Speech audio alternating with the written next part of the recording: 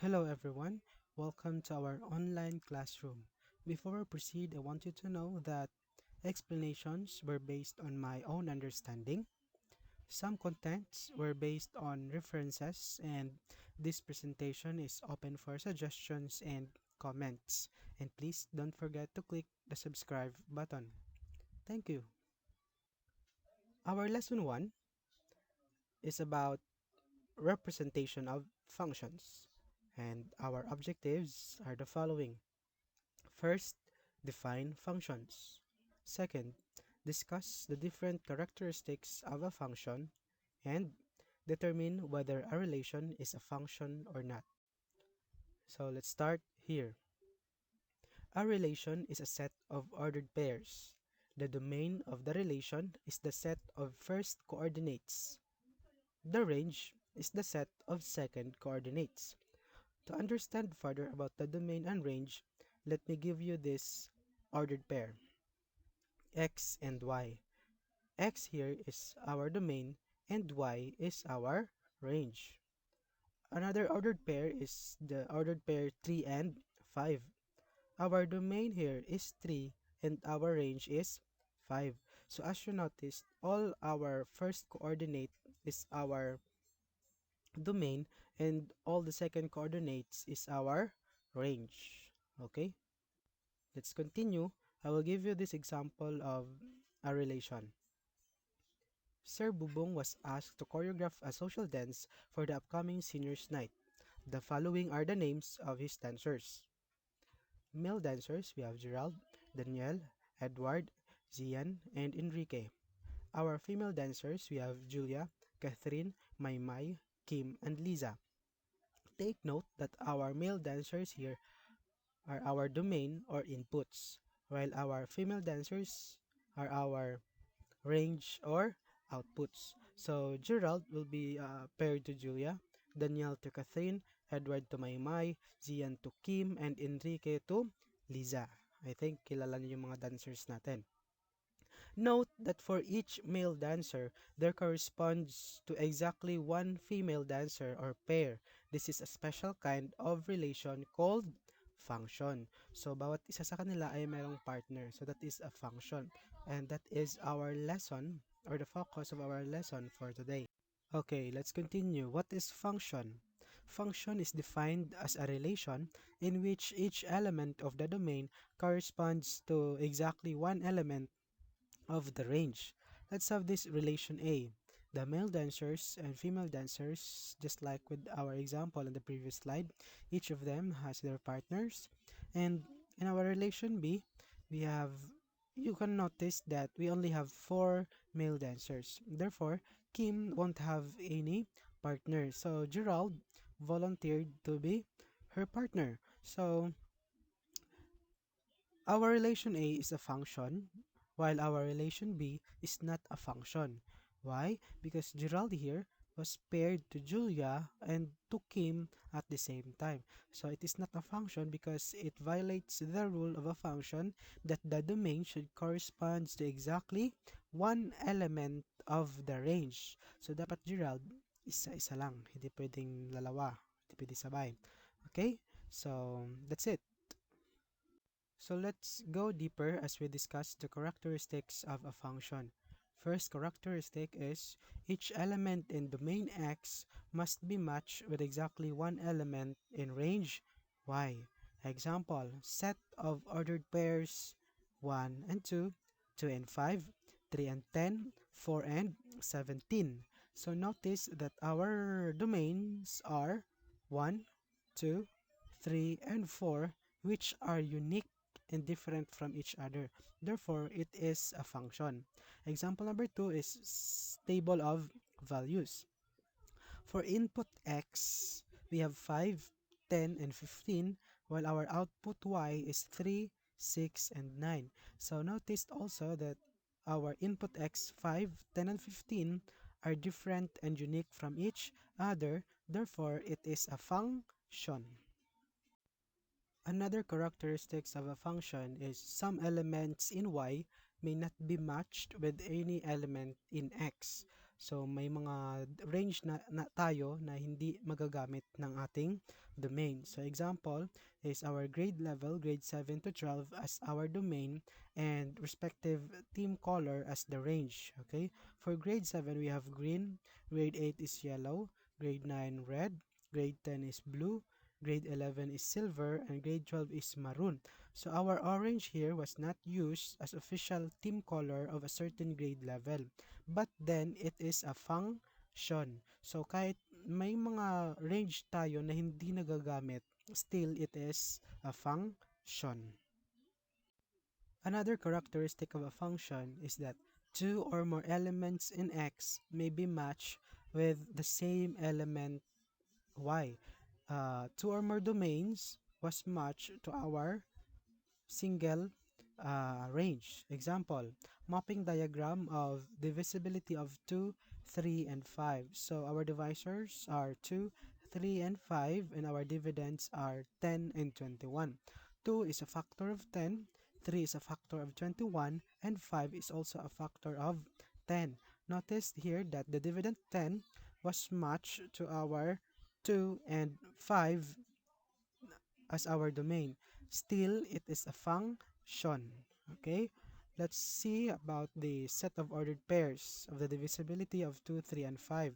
We have 2 and 10, 3 and 21, 5 and 10. So notice here that 10 was paired to our domain 2 and 5, and still it is a function.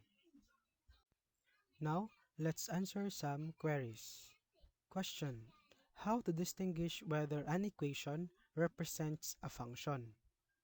Not all equations with the variable x and y define a function.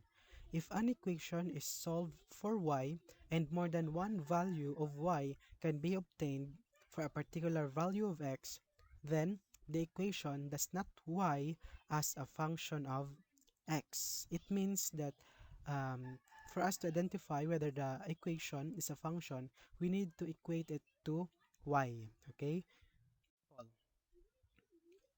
X squared plus y squared minus 4 is equals to 0. Our equation is in general form, so we will make it y as a function of x. Okay? So we do that by first, let's eliminate negative 4 or minus 4 and x squared. So let's start with minus 4. So we will eliminate minus 4 by adding 4 to both sides. Okay? So let's add 4 from left to right. So minus 4 plus 4 is 0. So cancel. Cancel. 0 plus 4 is 4. So we have our new equation.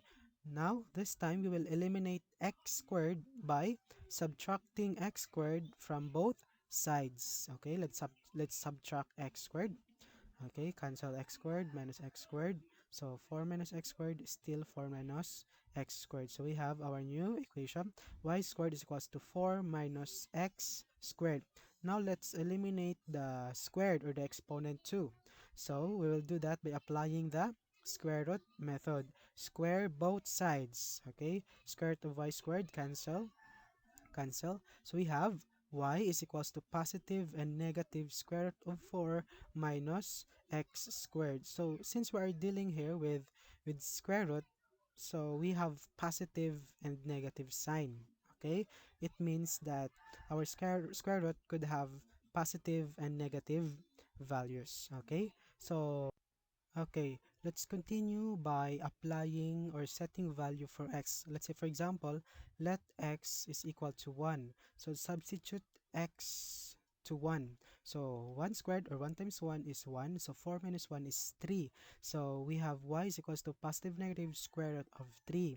Therefore, our y has two values. Y is equals to positive square root of 3 and y is equals to the negative square root of 3. So since our y have two values, then y is not a function of x. Okay? Next, example number 2. X plus y is equals to 7. The equation is in the standard form, so we are going to eliminate x. We do that by subtracting x to both sides. So we subtract x to both sides, cancel, cancel. So we have y is equals to 7 minus x. Now, let's assign value for x. Let's say x is equal to 1. So substitute x for 1, we have 7 minus 1 is 6. So since our y has 1 or unique value, then y is a function of x. I hope that answers your question. Next, question number 2. How to distinguish whether a graph represents a function or not? Okay, not every graph in the x and y plane represents a function.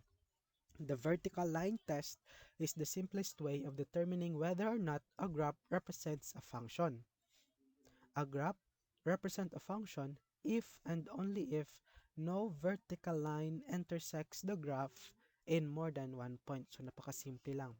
Yung graph, magdodrawing ka lang ng vertical line at dun mo na malalaman kung function siya or hindi. How? Example. Okay, this is a graph of a linear equation. Okay, let's draw a vertical line. Okay, as we draw a vertical line, notice that we have one intersection point. Therefore, this graph is a function. Since our vertical line intersects the graph in one point, then our graph represents a function. Kasi isa lang yung intersection point. Okay, example number 2. An example of a parabola graph. Okay, let's draw a vertical line. Notice that there are two intersection points. Okay, so since our vertical line intersects the graph in more than one point, then our graph does not represent a function. So hindi siya function kasi nga nung nagdraw tayo ng vertical line, may lumabas or nag-intersect silang dalawa into 2 points. So hindi siya function. Okay? Okay, so let's practice. Tell whether the following is a function or not a function. Okay, set of ordered pair. What's your answer? Okay, function. Why? Because 2, 4, and 6 are unique and different from each other, or a certain domain was matched exactly to one range. Okay, table of values. Okay, what's your answer? Okay, not a function. Very good. Why? Because 4 here was used 4 times, or 4 was matched to different y's. Okay? So, not function. Kasi dapat yung domain natin is different from each. Okay, let's have number 3. Number 3 is an example of an ellipse graph. Okay? So, what's your answer? Okay, it is not a function because when we draw a vertical line, so it intersects at 2 points. Okay, so it is not a function. How about number 4? Number 4 is an example of a cubic graph. Okay, what's your answer? It is a function. Okay, let's check. Okay, so it intersects at 1 point. Okay, very good. Equation, x squared plus y is equals to 16. Is it a function or not? Okay, take your time. What's your answer? It is a function. Okay, let me show you the solution. Okay, we will omit x squared by subtracting x squared to both sides. Okay, yung sabi ng iba dyan, transposition method. Pwede rin. Okay, so let assign value for x. So for example, x is equal to 1.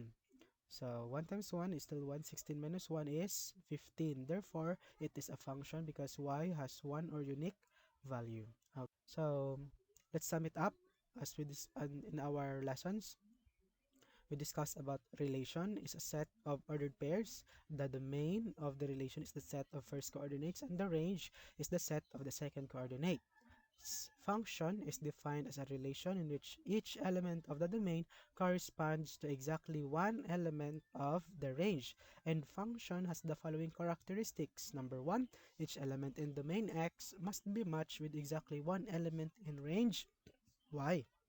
Second, some elements in Y may not be matched with any element in X. 3 or more elements in X may be matched with the same element Y. Okay, so I hope you understand that.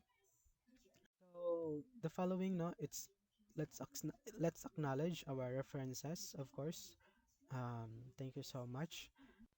So thank you so much. If you want the soft copy of the presentation, please feel free to message me in my Gmail account. And Please watch out for the part 2 of this presentation that will talk about the representation of functions in real life situations, including piecewise function. Thank you.